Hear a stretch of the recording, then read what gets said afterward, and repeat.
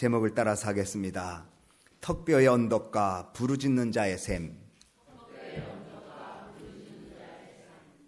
성경의 인물 중에 삼손만큼 기독교인들뿐만 아니라 세상 사람들에게 있어서도 익숙한 인물이 그렇게 많지 않습니다. 삼손 이야기는 오랫동안 소설가라든지 음악가라든지 미술가, 특별히 영화를 제작하는 사람들의 관심을 줄 만한 소재가 있는 인물이었습니다. 성경이 말하는 삼손의 이야기는 흥미가 있고 극적인 그 상황을 담고 있는 모습이기 때문에 아마도 크리스찬뿐만 아니라 세상에 있는 사람들도 삼손 이야기를 잘 알고 있습니다. 교회를 다니지 않아도 삼손을 아는 것 중에 하나는 그 옛날에 방영되었던 삼손과 들릴라 같은 영화를 통해서도 삼손 이야기를 합니다. 맨손으로 사자의 입을 찢어 죽일 정도의 힘과 용맹을 지닌 사람, 그러나 여인 들릴라의 사랑에 빠져서 자신의 힘의 비밀인 머리카락을 사랑하는 여인의 들릴라 무릎에 베어서 잠을 자다가 여인의 손에 의해서 잘리우게 되고, 그 힘은 다 상실하여 블레셋 사람들에게 잡히고 두 눈이 뽑히고 그들의 종이 되어서 큰 맷돌을 소처럼 돌리는 부끄러운 삶을 살았지만, 마지막 순간에 하나님 이번 한 번만 봐달라고 기도하고 3,000명이나 되는 이방인 블레셋 사람들과 함께 장렬한 최후를 마친 사람이 삼손입니다. 삼손에 대한 이야기는 사사기 13장부터 시작합니다. 13장부터 16장까지가 삼손 이야기입니다.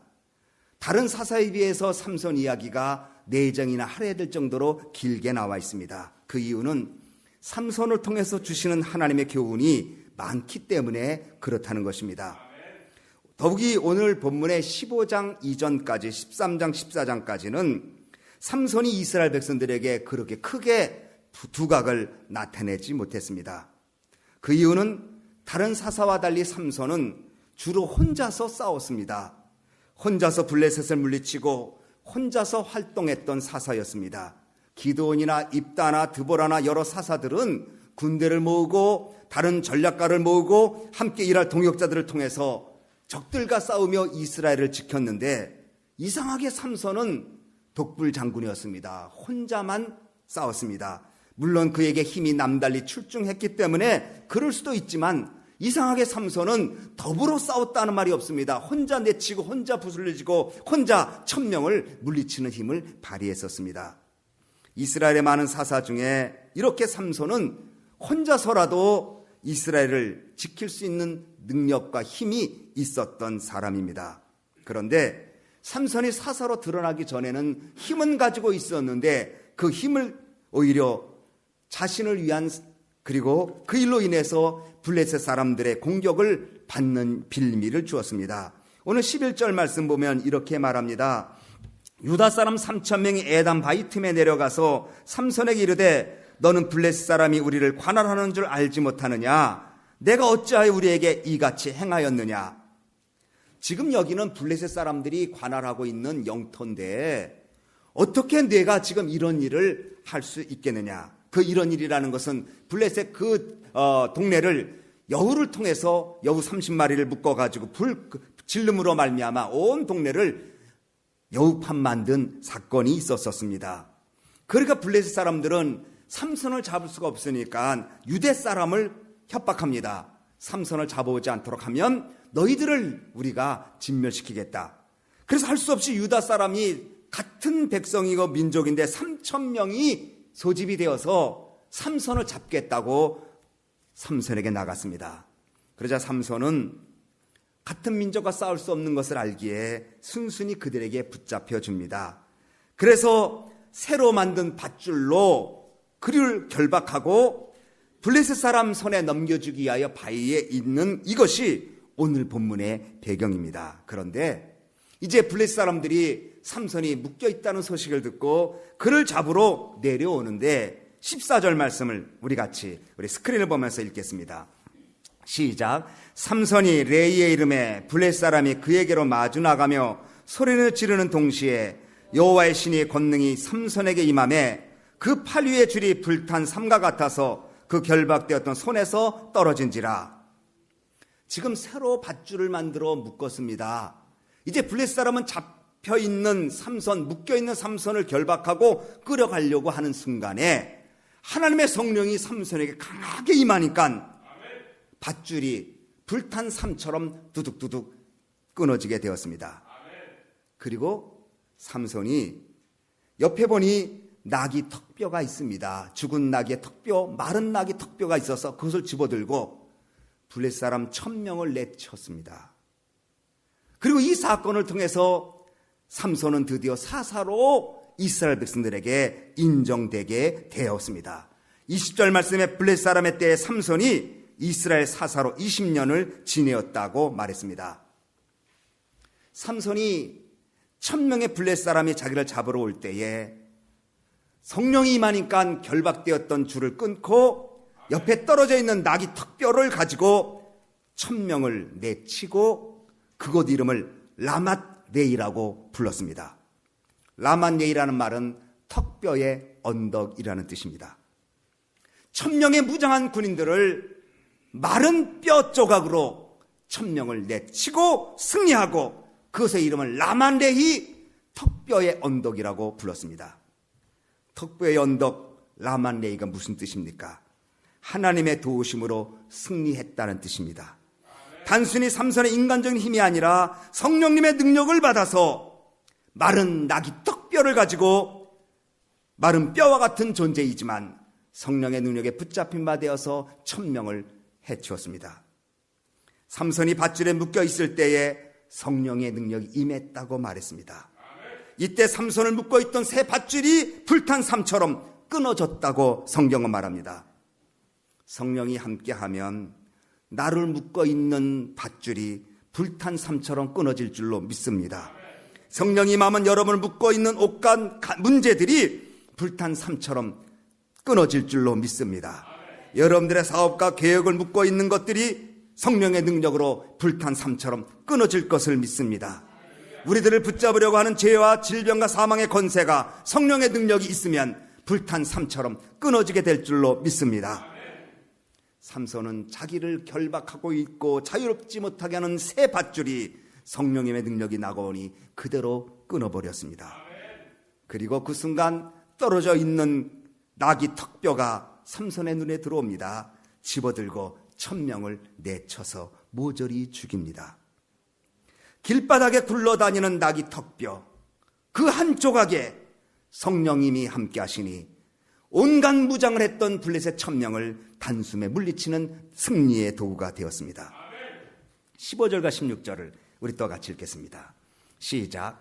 삼손이 나귀의 새 턱뼈를 보고 손을 내밀어 취하고 그것으로 1000명을 죽이고 가로되 나귀의 턱뼈로 한 더미 두 더미를 쌓았으며 나귀의 턱뼈로 내가 1000명을 죽였도다. 나귀의 턱뼈는 길가에 그냥 있으면 단순히 나귀의 턱뼈입니다. 아무것도 없으면 메마른 턱뼈입니다. 심지어 쥐들도 먹지 않는 바싹 마른 턱뼈입니다.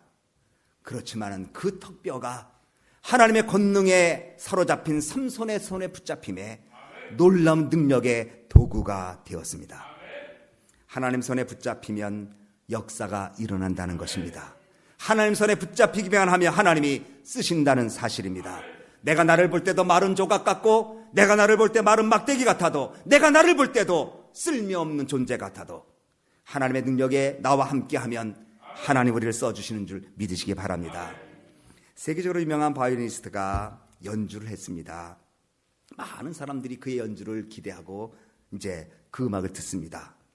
한 곡이 끝났습니다. 많은 사람들이 박수를 치며 그의 황홀한 연주에 감동을 합니다.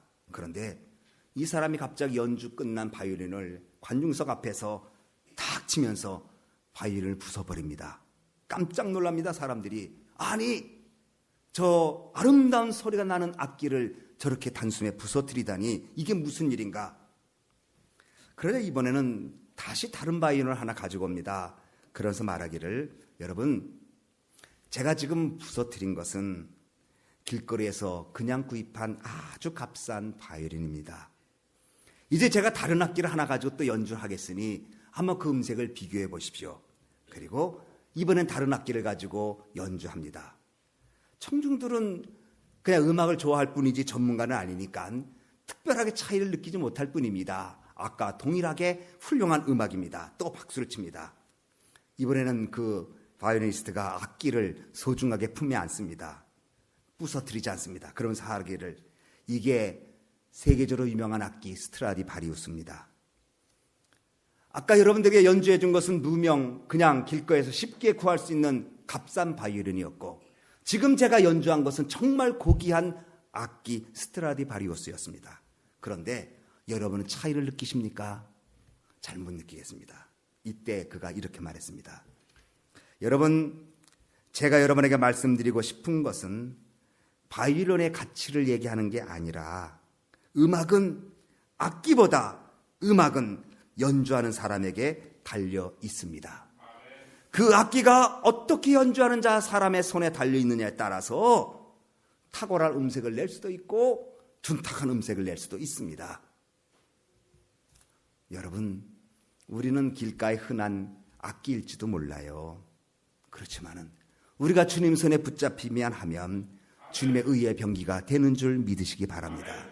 하나님이 함께할 때 보잘것없는 나귀 턱뼈조차도 하나님의 놀라운 능력의 도구가 되었습니다. 그리고 삼손은 그 나귀 턱뼈로 1000명을 물리친 다음에 던져버립니다. 땡그락. 그리고 턱뼈의 언덕이라고 이름을 붙여줍니다. 그런데 이렇게 대승을 거뒀던 삼손 이야기가 그 다음 절에는 이상하게 풀려집니다. 18절과 19절을 우리 같이 읽겠습니다. 시작. 삼손이 심히 목마름으로 여호와께 부르짖어 가로되 주께서 주의 영의 손으로 이 큰 구원을 베푸셨사오나 내가 이제 목말라 죽어서 할례 받지 못한 자의 손에 빠지겠나이다. 하나님이 레이의 한 우묵한 곳을 터치시니 물이 거기서 솟아나오는지라 삼손이 그것을 마시고 정신이 회복되어 소생하니 그러므로 그 샘 이름은 에낙고레라. 이 샘이 레이에 오늘까지 있더라. 나귀 턱뼈로 1000명을 물리쳤던 삼손이 싸우고 나서 너무 갈증이 났습니다. 너무 목이 말리니까 탈수증으로 힘이 다 빠졌습니다. 그리고 그는 힘을 쓸 수가 없을 정도로 탈수 현상을 느꼈습니다. 만약에 여기서 쓰러지면 블릿 사람이 다시 쳐들어오면 그는 싸울 수도 없고 죽을 수밖에 없는 위기의 상황이었을 것입니다. 그때 그가 하나님께 부르짖습니다. 주께서 종의 손으로 이 큰 구원을 배우셨사나 내가 이제 목말라 죽게 되었습니다. 할례 받지 못한 블레셋 사람 손에 내가 빠지겠습니다 하고 부르짖었더니 하나님이 한 것을 탁 치시니까 샘이 콸콸콸 솟아나는데 이것을 마시고 정신이 회복되고 새로운 힘을 얻었는데 이름을 엔학고레라고 지었다. 엔학고레라는 말은 부르짖는 자의 샘이라는 뜻입니다. 나귀의 턱뼈라는 그 현장에서 나귀의 턱뼈로 승리를 얻은 레만레이에서 에낙고레라고 하는 사건으로 전개됩니다. 여기서 우리는 중요한 메시지를 볼 수 있습니다. 삼손이 승리를 거둔 라맛레이와 영적으로 지쳐서 해갈에 죽게 되었다고 고통하는 에낙고레가 함께 있다는 사실입니다. 라맛레이가 무슨 뜻입니까? 턱뼈의 언덕이지만 성령의 능력으로 승리한 곳입니다. 그러나 바로 승리한 현장에서 삼손은 죽겠다고 고통스러운 고백을 하고 있습니다. 승리의 현장에서 목말라 죽겠다고 하나님께 울부짖고 맙니다. 승리의 놀라운 현장에서 탈진하고 영적으로 침체되어서 빠져있는 상황이 되었습니다. 나의 승리의 자리가 침체의 자리로, 나의 승리의 자리가 나의 탄식의 자리로 바뀔 수 있다는 것을 기억해야 된다는 것을 본문은 말하고 있습니다. 나귀의 턱뼈 하나로 마른 막대기 같은 나른 턱뼈로 1000명을 물리친 기적의 현장이 갈증과 탈수와 그리고 적들의 침입에 대한 두려움으로 죽겠다고 부르짖는 현장이 될 수도 있다는 것입니다. 승리의 기쁨을 맛본 만큼 두려움의 늪에 빠질 수 있다는 것입니다. 왜 그럴까요? 같은 장소였어요. 나귀 턱뼈로 승리했던 턱뼈의 언덕이 부르짖고 부르짖는 에낙고레의 현장으로 왜 바뀌었을까요? 라만레이가 승리의 턱뼈의 언덕이 탈수 현상으로 지쳐있고 침체된 부르짖는 것이 되는 이유는 무엇일까요? 16절에 그 이유가 있습니다. 16절 이렇게 말합니다. 가로되 나귀의 턱뼈로 한 더미 두 더미를 쌓았으며 나귀의 턱뼈로 내가 1,000명을 죽였도다. 내가 했습니까? 성령이 했습니까? 삼손은 이것을 잊었습니다. 내가 1,000명을 쳐 부쉈다고 그렇게 소리 질렀습니다. 이것이 그의 문제였습니다. 혹시 여러분 삼손의 이런 모습을 성경 어디서 보신 적 없습니까? 엘리야가 그렇습니다. 바알과 아세라 선지자 850명과 목숨 건 850대 1의 싸움을 합니다. 1대 1000명을 싸웠던 삼손처럼 1대 850명의 싸움을 엘리야도 했습니다. 그런데 하나님의 놀라운 승리를 그는 얻습니다. 하늘에서 불이 내려 모든 재물을 태웁니다. 하나님이 여호와가 하나님의 신인 것을 증명했습니다. 기송강가에서 850명을 다 쳐 죽입니다. 그런데 이상하게 열왕기상 19장에 보면 엘리야가 도망을 칩니다. 그리고 열왕기상 19장 10절과 14절에 이렇게 말합니다. 나를 죽여주십시오. 내가 열심히 특심하였으나 이스라엘 백성들 나를 오히려 죽이려 하나이다. 나를 죽여주십시오. 나는 조상 열조들과 다른 것이 없나이다라고 탄식합니다. 최선을 다해서 싸웠는데 승리를 얻었는데 하나님의 영광을 받으셨는데 그 영광과 그 기쁨은 잠시 허탈과 침체와 절망으로 떨어지는 삼손과 엘리사의 모습은 무엇입니까? 바로 내가 했다라고 하는 생각이 그를 무너뜨리는 것입니다. 그러므로 승리의 현장은 성령님이 하시는 것입니다. 승리의 현장은 하나님이 함께 하실 때 얻어지는 것입니다. 내가 해서 승리가 얻어지는 것이 아니라 하나님이 도우셔서 이 자리에 여기까지 왔다고 고백하는 사람은 거기서 승리할 수 있지만 승리의 현장에 도취되어서 내가 이만큼 했다고 말하는 그 순간에 그는 영적 탈수를 얻게 된다는 사실을 우리는 알아야 합니다. 그러므로 사도 바울은 말합니다. 내가 남에게 전파한 후에 내가 도리어 버림받을까 봐 나를 친다고 말씀하고 있습니다. 우리는 사순절을 지나고 부활절을 지났습니다. 열심히들 기도했습니다. 간구했습니다. 그리고 응답을 받으실 겁니다. 분명한 것은 내가 한 것이 아닌 것을 알아야 합니다. 하나님이 여기까지, 하나님이 지금까지 하나님이 도우셨다는 사실을 고백하는 사람, 바로 그 턱뼈의 언덕에서 승리하는 축복을 얻게 되는 것입니다. 그러므로 삼손의 모습은 승리의 현장이 바로 절망의 현장으로 빠질 수 있으니 깨어 경건하게, 깨어 조심하게, 깨어서 근신하여 하나님을 바라봐야 된다는 것을 증명하고 있습니다. 동시에 이 삼손의 모습은 삶의 터전에서 지쳐있는 우리들을 하나님이 샘물을 터주시는 에나꼴의 축복을 보여주기도 하는 말씀입니다. 삼손처럼 우리도 치열하게 삶의 현장에 싸웁니다.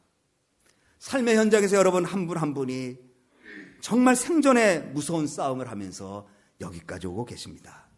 그러나 때때로 지칩니다. 때때로 갈증이 납니다. 때때로 목마름으로 허덕입니다.